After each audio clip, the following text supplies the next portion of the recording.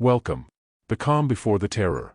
Imagine standing on the shore of a West African village at dawn. Fishing canoes rock gently. Children laugh. Drums echo across the water. Then the calm shatters. Gunshots. Fire. Screams. This was not an isolated tragedy. It was the opening scene of the Transatlantic Slave Trade, a system that operated for over 400 years, forcibly removing an estimated 12 to 13 million Africans, with nearly 2 million dying during the Middle Passage alone. This was not migration. It was industrial-scale human theft. This is not a story of numbers.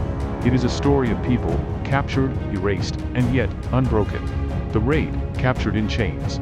In the late 18th century, along the Gold Coast, modern Ghana, coastal raids intensified as European demand for enslaved labor exploded. British, Portuguese, Spanish, and Dutch traders armed local intermediaries with muskets and gunpowder, destabilizing entire regions. One of the men operating in this system was John Newton, a British slave ship captain in the 1740s before later renouncing the trade and writing Amazing Grace. Others, like Edward Colston of Bristol, built immense fortunes financing slave voyages. Along the Bight of Benin, the Portuguese trader Francisco Felix de Souza became one of the most powerful traffickers of human beings in West Africa. During these raids, villages were burned to prevent return. Survivors were bound at the neck and marched hundreds of miles to the coast. Many died before ever seeing the ocean. At coastal barracoons, holding pens, captives were confined for weeks or months. Disease, dehydration, and abuse were rampant. Mortality rates were staggering. Names were stripped away. People were branded, catalogued, inspected like livestock. Languages were forbidden.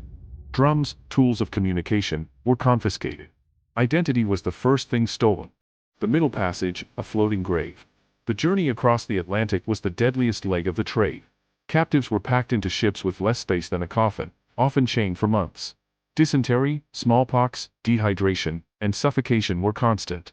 Women were frequently assaulted by crew members. Children died in silence.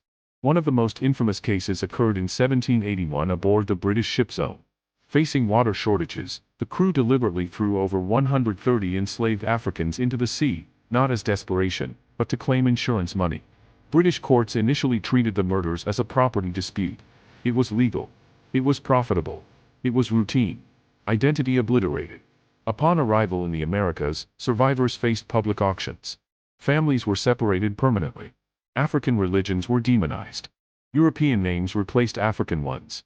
Enslaved children were born into bondage, inheriting trauma as law. Prominent European thinkers, including David Hume, provided racial justifications, arguing Africans were naturally inferior. These ideas were not fringe. They formed the intellectual backbone of slavery.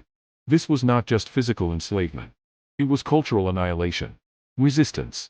The Amistad Uprising. Yet resistance never disappeared. In 1839, aboard the Spanish ship La Amistad, a group of men captives led by Senghbi P., known as Joseph Sink, fought back.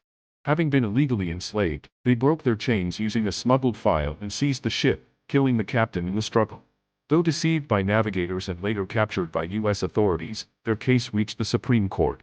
Former President John Quincy Adams argued their defense. In 1841, the court ruled in their favor. They were free. Sink returned to Africa, not as cargo, but as a symbol of defiance. Why this story matters. The transatlantic slave trade was not an accident of history. It was a system, engineered, justified, and enforced for profit. Yet alongside unimaginable brutality existed constant resistance, revolts, escapes, survival, memory.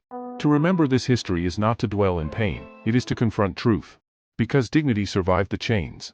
And their fight still echoes. Honor them by remembering.